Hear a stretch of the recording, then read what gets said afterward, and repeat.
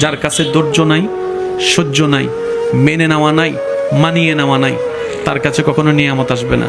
এই ক্ষেত্রে আমাদের অনেকের মনের একটা চাপা প্রশ্ন থাকে, জানতে চাওয়া যে ধৈর্য তো অনেক ধরেছি, আর কত ধৈর্য ধরবো, সহ্য তো অনেক করেছি, আর কত সহ্য করব। হাজার দিকে উত্তর না গিয়ে একটা উত্তর দেওয়ার চেষ্টা করি, মাথায় এবং মনে বসিয়ে রাখবেন যদি ভালো লাগে। ধৈর্য ততক্ষণ ধরবো যতক্ষণ আমাদের রব খুশি না হয়। সুবহানাল্লাহ। যতক্ষণ রব খুশি না হবে ততক্ষণ ধৈর্য, ততদিন ধৈর্য, তত মাস ধৈর্য, তত বছর ধৈর্য।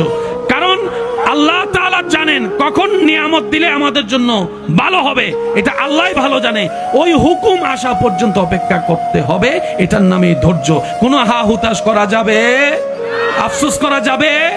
আল্লাহ দিল আলহামদুলিল্লাহ, না দিল আলহামদুলিল্লাহ।